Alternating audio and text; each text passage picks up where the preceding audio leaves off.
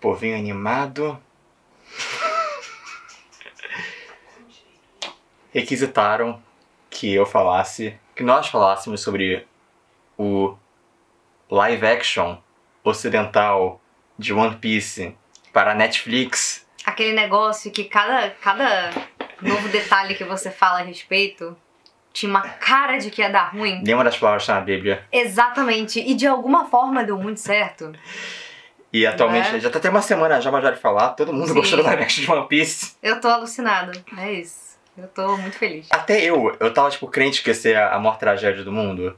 E eu sou a pessoa que corajosamente falou para o mundo que eu gosto do live action de Death Note na Netflix. É verdade, é verdade. One Piece é um negócio tão cartunesco, tão, qual é a chance, né? Tão japonês, tão extra em tudo. A ideia de ver isso em live action já seria bizarro se o negócio tivesse vindo do Japão. Eu acho que vale comentar um pouquinho aqui a relação de nós dois com One Piece. Sim. A dela é maior, inclusive. É verdade. Eu tenho alguns pequenos problemas, assim, de TDAH e leves obsessões. One Piece é uma delas. Então, é o tipo de coisa que eu passo um tempo muito obsceno pensando sobre. Né? Então eu estava muito animada pra ver esse live action. No início eu não tava não, mas depois que saiu o primeiro trailer eu olhei e falei, há um potencial aí, sabe? Eu lembro que quando eu fiz vídeo no Rapadura analisando o trailer com o Jurandir, tava eu e ele muito empolgados e a galera nos comentários tipo, como assim vocês estão empolgados pra isso? E eu assim, gente, calma, vai dar tudo certo, sabe? Que eu não tinha muita esperança antes de ver nada do material, mas quando tinha anunciado os atores eu tinha achado interessante. Falei, pô, legal, pegaram pessoas de várias etnias diferentes. Só que o One Piece ele é aquela coisa que, como o John falou, é muito cartunesco. Então, como que você transforma isso num live action? Como que você põe isso com galera falando inglês e você faz com que isso faça algum sentido? Né? O cão está louco. O cão está revoltado, exatamente. Mas, por incrível que pareça, eu adorei, assim, muitas das ideias que eles tiveram. Porque, pra mim, eu achei que só tinha como dar muito certo ou muito errado. E que bom que deu certo, sabe? Eu acho interessante porque comigo, One Piece... A primeira contato de One Piece foi tipo em 2012, quando a Panini tava relançando. Eu pensei, vou ler One Piece. Negócio super famosinho. E eu não tinha ido muito longe. Eu tinha ido pegar os primeiros 8 volumes, que é quase que o estilo Toro, na verdade. Como é que acabam... Eu parei de comprar um pouquinho no comecinho do arco da Nami, do Arlong. E na época eu não estava preparado para One Piece. Eu estava num momento da minha vida onde eu era um jovenzinho de 18 anos que eu não estava pronto pra vibe shonenzão suada de One Piece. Eu não sei, não era meu momento. Eu tinha gostado muito do design, eu tinha gostado do humor. Mas alguma coisa no jeito que as coisas sempre escalavam pra uma luta gigantesca no arco, eu ficava meio de saco cheio. Entendi.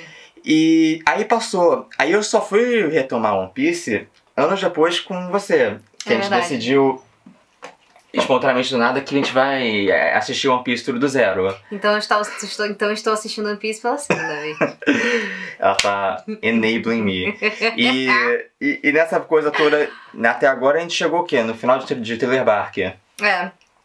Entre outras, a gente descobriu que a dublagem de One Piece na Netflix é sensacional. Ai, gente, comedy goals. One Piece foi muito feito pra se passar, tipo, no Brasil, ser feito em português. Porque, olha, as traduções das piadas, eu já ria muito com One Piece, mas eu passei a rir 2 vezes mais com ele em português, assim. Que é o tipo de humor, as piadas, a própria personalidade dos personagens, eles encaixam muito com a galhofa brasileira, sabe? Então... eu tava muito empolgada pra ver como é que eles iam fazer isso no live action, né? Porque já que é um negócio tão absurdo, eu fiquei imaginando, pô, a história do Piratinha que estica. Como que você faz isso? Porque esses live actions, eles geralmente tentam parecer mais realistas. Alguns, eles até tentam manter um estilo, né, da animação, como foi o caso do Cowboy Bebop. Mas o Cowboy Bebop aparentemente não agradou a maioria das pessoas, né? Eu acho engraçado porque foram... O Cowboy Bebop e o One Piece têm problemas muito distintos. O Cowboy Bebop, o anime, ele já era cinematográfico demais. E ele já é meio que sisudão demais. É muito anime pra quem é fã de ler samurai francês e filmes cults franceses do Bruce Lee e Alien. E ao ponto que não tem muita coisa pra adicionar num live action, e ao mesmo tempo eles acabaram deixando o live action mais cartunista do que o próprio anime. Então ficou meio que uma série, tipo, parece uma paródia de si mesmo. Não, parece uma série de Joss Whedon mais do que o próprio anime. Enquanto One Piece seria o meio que oposto, né? Tudo em One Piece é esquisito e cartunesco demais. Mas acabou dando certo porque, justamente por isso, eles puderam brincar com o tom pra acertar essa adaptação certinho e trazer o elemento de tudo que traz o mangá e o anime serem o que eles são, mas ao mesmo tempo você tá vendo essa história de uma forma meio nova também. Acaba não parecendo redundante. Sim, eu gosto de algumas coisas que eles fizeram, porque a gente sabe que o One Piece é uma das maiores obras, assim, maiores obras de tamanho mesmo. Já tá há um gazilhão de anos. E eu fiquei assim, gente, como é que eles vão fazer isso em 8 episódios, né?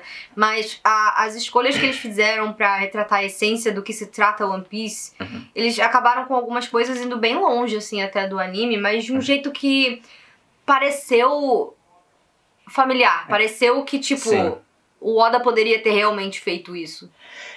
E era uma coisa que eu estava muito interessado também, justamente que é uma coisa que fazia sentido, porque o mangá, ele tem o seu próprio ritmo. Aí o anime, ele tem o seu próprio ritmo, que é estendido. Que é basicamente, tudo demora 5 vezes mais do que precisa acontecer. Sim. Por ser esse anime que é semanal e que tá sempre, não pode alcançar... Tem que sempre dar uma trucada. Não pode alcançar o mangá. Tipo, o arco de filler é o de menos, que pelo menos estão entregando uma coisa nova, mas eles sempre, sabe, tem que se enrolar pra caramba, porque já não pode alcançar o mangá. Jamais. E é um negócio semanal, não é um negócio que tem temporada, um negócio que eles nunca estão parando de fazer One Piece, então ele tem aquele seu ritmo peculiar. Em que, tipo, de 20 minutos, só 7 são provavelmente algo novo, o resto é reprise de cena antiga, que você viu no episódio passado, eles repassam a mesma cena. A abertura e encerramento que você já come em 5 minutos, depois tem um recap de mais 1 minuto e meio, e aí quando você olha, tipo, sim, aí eles faziam um monte daquelas imagens roubadas, pausa de tararara, que você tá só afastando a tela. E é isso, eles estão ali na maior trucagem. E nós, como youtubers fedidos que vivem de gambiarra, respect. É nessa brincadeira que a gente chega a 1000 episódios. Exatamente. Mas o que eu achava interessante você pensar, especialmente pelo East Blue, que ele tem esses vários... Ele é uma grande fase composta de pequenos arcos. Grande introdução, exatamente. Eu pensava, você podia pegar, por exemplo... Uma das pequenas histórias, por exemplo, a história lá quando a gente conheceu o Usopp, ou no Baratie, o que demorou, sei lá, 20 episódios no anime, se você 75 se você contasse num ritmo de seres humanos, isso se encaixa num formato episódico de 1 hora muito bem, na verdade. Que é meio que eles fizeram aqui. Então nisso que eu tava vendo potencial live action. Duas coisas que eu absolutamente amei nesse live action aqui. Geralmente quando One Piece vai falar de passados de personagens, eles abrem um parênteses enorme e eles ficam, sei lá quantos episódios só mostrando o passado daquele personagem.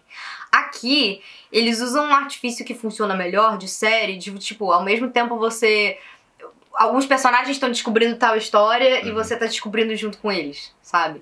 Então você tem a alternância entre passado e presente, o que eu acho que funciona muito bem pra você entendendo como os personagens vão chegando onde eles chegaram, principalmente no arco da Nami, eu achei que isso funcionou muito bem. E outra coisa que foi o aumento da participação da Marinha na história nesse primeiro arco, principalmente na presença aí do Garp e do Kobe, que... Eles estando ali e as discussões que eles têm com relação à pirataria, com relação à Era dos Piratas, ao próprio Luffy e tudo mais, dão o tom da mensagem que o One Piece sempre demorou muito pra conseguir passar, mas passa, sabe? Então eu achei que, pelo menos assim, dá pra ver que as pessoas que adaptaram essa história, elas tiveram um trabalho, um cuidado e um carinho de realmente entender sobre o que é One Piece, do que se trata e encaixar esses temas, às vezes em forma de uma falinha que um personagem falou ali, às vezes nessa coisa de você alternar e ter os dois lados, né? Você ter mais os piratas e os marinheiros, que a Marinha, gente, acho que nesses 1000 e não sei quantos capítulos de One Piece a Marinha fez ponta até agora, sabe? O que é curioso, porque... Tirando o arco de Marineford, eles não fazem muito nada, sabe? A gente se complementa porque vem justamente um pouco também da linguagem que a gente tem de série de TV live action ocidental, que geralmente você tem um elenco A e um elenco B, plot diferentes, que você traz isso com a parte da marinha, mas você adianta já coisas de, sabe, você saber um pouco mais explicações de sobre o passado do também, Luffy, mas o que acontece também, eu acho que também com esse negócio, o que acontece também foi ótimo, né? Mas o que acontece que é interessante nesse formato que eles escolheram adaptar a série, é que você consegue, por exemplo, entender muito mais de como funciona a hierarquia desse mundo, porque ele é um mundo aberto, imenso, gigantesco, e que no One Piece dá pra ver que o Oda ele já tinha pensado em tudo no começo, porque tem coisas que ele colocou lá no começo que só vão vir a culminar 500 episódios depois. Mas ao mesmo tempo, o Oda não começou em 97 pensando, cara, eu vou passar 30 anos escrevendo isso. Exatamente. Eu acho que ele é uma pessoa muito criativa e muito prolixa, e como alguém que é prolixa também, tamo junto, tio Oda, eu te compreendo. Mas é isso, assim, e eles conseguiram começar a introduzir os conceitos, tipo, por exemplo, na cena em que eles colocam a Nami pra explicar como que funciona ali o oceano, sabe? Coisas que você demora muito, você vai descobrindo enquanto vai acontecendo, daí depois de um tempo você já vê o mapa das coisas e tal. Aqui eles são mais direto ao ponto, não te dá os básicos desse mundo. Você aumentar a participação de personagens como o Mihawk, por exemplo, que é um personagem que ele, no anime, no mangá, ele aparece meio que como, esse é o grande espadachim que o Zoro tem que superar, mas você não sabe muito sobre essa coisa dos 7 Lords, né, do Shichibukai. Que é um negócio realmente meio complicado, porque você tem as Devil Fruits, né, os Akuma no Mis, os frutos do diabo, você tem essa coisa dos Lords, você tem a organização da marinha, você tem a coisa dos Yonkos, você tem muitas coisas dentro do próprio universo de One Piece, o hack, coisas que, igual em anime, vão acontecendo tipo estágio por estágio, que nem aquela coisa de tipo, o Goku já conseguiu chegar na forma dele de Super Saiyajin, que o Shonen aprendeu. Pra onde ir a partir disso, ou ninguém se importa mais. Então aí agora, é que nem quando você tá tentando entregar um TCC, é versão final, ponto 2, agora vai, caralho, send, sabe? Aí você envia um e-mail com a versão e você torce pra Jesus pra não precisar colocar mais nada. Mas anime shonen é muito essa energia, né? É legal que ele já tem 1000 episódios aí, quase 1100 capítulos do anime, né? O mangá já deve estar até mais, eu até perdi a conta. Mas você já tem um background ali pra você começar a fazer as pessoas entenderem essa história desde o começo. O que eu acho que é um excelente chamariz pra todo mundo que sempre quis ver One Piece e não tinha coragem, porque é uma coisa enorme que você tem que realmente investir um tempo muito grande. Mas que eu já falei, eu como alguém que tá tipo, que é mais casual com One Piece, você que é a pessoa que tá mais apaixonada, mas é uma coisa que eu vejo, porque é uma coisa que eu vejo com você, e eu absorvo isso, e eu acho que a parte mais importante de One Piece também, que eu vejo muita gente também, é você não entrar em noia, porque assistir One Piece é um prazer por si só. Você não vai assistir One Piece pra ver tudo, pra ver 1000 episódios, ou pra saber o que caralho é o tesouro. Gente. Você vai assistir One Piece, que One Piece é divertido. One Piece é do caralho, cara. One Piece é sobre... o One Piece o Oda já disse que o One Piece não é os amigos que fizemos no caminho, mas a mensagem é os amigos que fizemos no caminho. Mas não se estressa. Você não vai... Ninguém tá vendo One Piece há 30 anos porque quer saber o caralho do tesouro. Foda-se o tesouro. É porque a interação entre essas pessoas, esses grandes perdedores estragados que tiveram milhões de daddy issues, mommy issues, alguns não tem nenhum parente issues, né? E como eles se transformam em uma família e todas as aventuras que eles têm pelo processo, essa coisa de que pro Luffy você ser o rei dos piratas não é você ter o maior poder do mundo, mas é porque isso te torna a pessoa mais livre de todas do mar. É essa energia com a qual eu acho que vocês devem encarar o One Piece. Quem saiu aí do live action e quer se aventurar no anime ou quer se aventurar nos mangás, é uma história que ela acaba tendo momentos muito emocionantes e por mais que ela seja um negócio muito doido, o que é mais bonito nela é justamente as interações humanas. Então, eu acho que quando você pega uma história que tem um coração tão grande quanto One Piece e você tem um mundo que é tão esquisito, onde as regras de física não se aplicam, sabe? Você tem esses indivíduos que tem cada um poder mais esquisito que o outro, você poder deixar essa coisa mais estilizada, você poder deixar o personagem, ele não tem cara de humano, o cara é um homem peixe, ele tem um bocão e uma cara de Lula, bota a cara de Lula no moço, sabe? Não precisa deixar ele realista. Então eu gosto da forma como eles fizeram aqui, mas obviamente eles têm que dar umas trucadas. Então muitas das piadas que são mais físicas, coisas que no desenho e num quadrinho é muito mais fácil você fazer, eles têm que dar uma reduzida. Então você não vai ver o Luffy se esticando o tempo inteiro. Mas eu acho que foi tão bem feito. O que eu acho mais admirado nesse live action foi como eu acho que eles adaptaram tudo do jeito que eles tinham que adaptar. Exatamente. E ao mesmo tempo, eles mantiveram tudo. Porque tudo que eles contam, a história é a história de One Piece. A personalidade dos personagens é exatamente a personalidade deles do mangá. Mas você vê que aquilo não tá sendo copiado frame por Mas frame. o tom é diferente. O Sanji não pode sair coração do olho dele, ele não pode sair berrando da mesma forma que ele Eles faz. não podem ficar berrando o tempo inteiro, porque não funciona. Exato, primeiro porque você vê que em live action, um é live action, de dois anime, são todo japoneses. mundo fica berrando, E fica até- esquisito, não E até funciona. algumas coisas esquisitas. Eu vi o live action de Phoenix Wright, que já tentaram copiar a linguagem de anime, ficou esquisitíssimo. E aqui, por exemplo, o Luffy, por exemplo, grande característica do Luffy, ele é burrinho. Sim. Ele é tapado. Mas ele não Ele é. inocente. Mas ele não é tão cartunescamente burrinho quanto no do anime. Por exemplo, tem aquele momento lá no primeiro episódio. ingênuo, No primeiro episódio lá que a Nami dá uma zoada no Luffy e ele demora uns segundos pra cair a ficha e entender que ele tá sendo zoado. O Luffy do anime, ele jamais entenderia que ele tá sendo zoado, porque ele é radicalmente simples. Mas aqui você traz esse Luffy que é todo o espírito, toda a personalidade dele. Mas ele é um pouco mais humano. Mas ele não é mais um desenho animado. Das reações que a gente tem, exatamente. Porque no material original ele é claramente um desenho animado. Né? Então você consegue trazer um pouco de humanidade no meio desse visual caótico, no meio dessa história caótica, com um monte de poderes esquisitices caóticos. Você consegue. Eles conseguiram transformar essas pessoas em pessoas mesmo, sabe? E ao mesmo tempo você manter essa. Ao mesmo tempo que tá longe de ser assim, o One Piece sombrio e realista ou realista de qualquer forma, continua sendo. Seria um saco. Sim, e ao mesmo tempo, assim, ele não é tão agressivamente estilizado quanto, por exemplo, o live action do Speed Racer, que muita gente adora, mas é um filme pra pessoas específicas, porque pra uma pessoa normal, uma pessoa normal vai terminar com dor de cabeça não aguentando esse universo. Quem abraçou pela premissa, abraçou. Mas acho que o live action One Piece consegue fazer um meio termo maior com isso, entre fazer esse mundo fantástico inspirado em anime, onde tem essa hiperrealidade, você tem personagens com superpoderes e muitas coisas são exageradas, mas ao mesmo tempo você sentir que isso tá centrado em uma realidade de carne e osso. Sim. E também com coisas que, até dentro das limitações do live action e da série de TV, por exemplo, eu lembro que quando eu li, e aí depois assisti, todo aquele arco lá do Zop, do Pirata Kuro, e eu lembro que lá as lutas eram uma coisa muito mais, que é o comum de One Piece, tipo, na cidade, ao céu aberto e tal. Enquanto na série, muita coisa se passa dentro da mansão da Kaia. Sim. Que é uma coisa bem de série, porque você é muito mais tranquilo, você tem um set fechado e tudo mais. Mas eles aproveitaram isso e deram uma vibe mais de terror pra história. Então eles reaproveitaram, interpretaram a história de uma forma interessante. Exatamente. E não ficou parecendo uma coisa simplesmente barata, sabe? Não.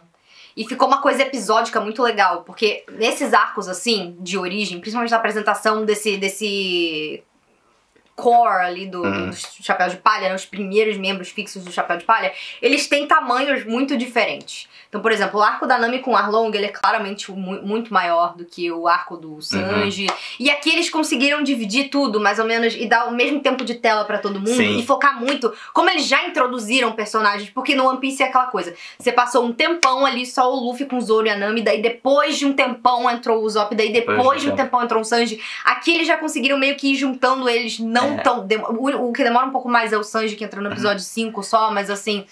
É que eles também eles adiantam coisas. O Arlong já aparece antes. Eles cortam certos vilões B, que são muito vilão de anime da temporada. Mas e você coloca, por exemplo, toda aquela treta lá no Baratie, eles tiram o Don Krieg, não precisa daquilo ali. Que é só mais um vilão, eles encaixam o Bug. Você pega todos os personagens que apareceram ali, que no One Piece é aquela coisa de você ter um elenco imenso e, sei lá, um personagem que parou de aparecer no episódio 50 vai voltar no episódio 500, e você amarra aquilo ali. Sim, sabe? E são todas adaptações que você pode, quem é purista pode ficar nervoso, mas eu acho que são todas adaptações muito acertadas pro formato, pro live action. Eu adorei como eles puderam aproveitar bem o Mihawk, como eles aproveitaram bem o Bug. Sim, aproveitando já que o Bug já é um personagem mais popular, que eles sabem que ia aparecer depois mais, é um personagem bem mais core de One Piece, então aproveita ele mais na primeira temporada. Coloca ele pra zoar, e até as coisas novas, assim, cena lá que tá só a cabeça dele cantando uma musiquinha ridícula, tipo aquilo ali é tão a essência de One Piece. Sim. E é legal, porque tipo assim, se você entende qual é o nível das piadas de One Piece, você não precisa replicar elas, você pode criar suas próprias. Você sente no espírito que é uma piada de One Piece. E você sente que, tipo assim, o Oda podia ter escrito essa piada aqui, que ser a cara dele, sabe? E aquilo. Então acho que foi uma adaptação realmente muito feliz. Né? Muito bom. O que eu mais penso, pra mim, One Piece, ele é uma adaptação que me lembra muito a adaptação do Senhor dos Anéis. Que é um livro que é gigantesco, em 3 partes, tem muita coisa, coisas que são esquisitas, coisas que são particulares da linguagem do Tolkien, coisas que são particulares dessa fixação dele por... que não são cinematográficas, são coisas da fixação dele por linguagem, são, sabe... tem... história, coisas meio paralelas que acontecem. Lá do Frodo encontra o Tom Bombadil, que é um cara gigante que fica cantando pra caralho. E, e do nada vira uma mini historinha popular. E o Peter Jackson olhou isso tudo, cara. Com todo respeito, não. Eu vou cortar isso, eu vou fundir isso, eu vou misturar isso, eu vou aproveitar isso pra deixar uma coisa mais cinematográfica. Exatamente. E fez de tal forma que no fundo virou outra coisa, mas todo mundo olhou e falou, cara, ainda é. Isso é o Senhor dos Anéis. Sim. E ainda é um negócio que funciona muito bem cinematograficamente. Ninguém fez um negócio que parece um livro que tá sendo lido. Da mesma forma que o live action One Piece não parece um mangá que tá sendo reproduzido. Exatamente. Então, é isso. É esquisito porque não tem nenhum grande segredo. Não. Foi só um trabalho de adaptação muito bom. Sim. Algumas pessoas que realmente entendem muito aquela obra, gostam muito daquela obra e transformaram aquilo ali numa coisa nova, numa linguagem nova. E ao mesmo tempo, foi tudo muito esperto. Não teve nenhum momento que houve algo que possa ser visto como uma americanização crassa, que desrespeitasse. Mas ao mesmo tempo eles sabem no que não ser obsessivamente fiéis. Por exemplo, um negócio muito curioso quando a gente vê a dublagem é o fato que como todo mundo chama seus amigos na dublagem. O companheiro, que é o negócio do Nakama, mas que é uma expressão muito especificamente japonesa, e é muito estranho. Por que ninguém fala amigo? Porque a palavra amigo é uma palavra tão simples, tão óbvia e intuitiva. Por que todo mundo fala companheiro o tempo em todo mundo nesse mundo fala companheiro, ninguém fala amigo? E aqui não, aqui eles falam, cara, meus amigos. Não mexe com os meus amigos, porque soa menos engessado, soa mais natural, que é uma coisa que vem da linguagem do japonês do Nakama. E o mais maneiro, tipo, do One Piece é que ele claramente não se passa no mundo real, então claro você tem uma liberdade de adaptar aquilo ali como você quiser, sabe? Então é um negócio que é meio assustador e ao mesmo tempo te dá muita liberdade se você sabe o que você tá fazendo. E eu fiquei muito feliz, assim, com essa adaptação. Foi uma sensação nostálgica e nova ao mesmo tempo pra mim, assistir esse live action. Eu adorei, eu quero assistir uma segunda vez a temporada e eu acho que pra mim a grande cereja do bolo é como foi acertada a escolha desse elenco, hein? Nossa, muito. Nossa, principalmente da tripulação dos Chapéus de Palha. Cara, eles pegaram atores que tem tudo a ver com a energia dos personagens. Tanto que eu tô rindo tanto com esses vídeos de bastidores. Botaram eles juntos ali pra, tipo assim, bora botar o Thais Skyler, que é o Sanji, pra cozinhar pra galera. Bora botar eles pra fazerem cantadinha barata, inspirada em um mundo de One Piece. E eles criaram uma conexão tão maneira entre eles, como grupo também, que isso é uma coisa tão gostosa quando acontece, e que cria os melhores elencos das coisas, sabe? Tipo, no Harry Potter, no Friends, quando a galera realmente se junta e você vê ali nas interações deles, nas entrevistas, que eles realmente se aproximaram. Assim, então a química entre eles foi muito boa, e ao mesmo tempo, a forma como cada um combinou com o seu personagem trouxe a essência, mas ainda criou traços novos de personalidade pra eles, ao mesmo tempo, é o que eu achei mais legal de tudo, sabe? E, pô, o nhaque de Luffy é uma descoberta tão incrível. Porque, você sabe que... De quem não sabe de One Piece, meus personagens de One Piece, meu favorito é o Usopp. Eu adoro a Nami. Eu adoro o Frank, mas só daqui muito à frente. Mas... Diferente de muita gente, muitas vezes eu me sinto meio desconexo do Luffy. Sério? Porque o Luffy, ele é alguém que é tipo, ele é tão livre de qualquer neurose. Sim. E já tão tranquilo. E ele, por mais simples que seja ele já tem toda a sabedoria que ele tem que saber do mundo. Ele já sabe que você protege seus amigos, aproveita a aventura, curte a comida e protege quem não pode te proteger. Ele não é aquele tipo de personagem que ele vai evoluindo assim ao longo do arco como pessoa. Sim, sempre foi. E essa é a filosofia. Tipo, parece que ele foi destinado a ser o rei dos piratas porque ele é uma pessoa que ele tem uma alta moral, ele ao mesmo tempo tem uma grande quantidade de foda-se que ele não dá pra tudo, assim. E ele é aquela pessoa que é inconveniente. Ele chega e fala, mas se você quer isso, por que você só não vai lá e faz? E o Luffy do Nhaque, ele é exatamente isso. Sim. Mas tem um pequeno tom de vulnerabilidade nele que isso nunca tinha se visto no Luffy antes, que foi que me ajudou a ter uma conexão que eu nunca tive com ele.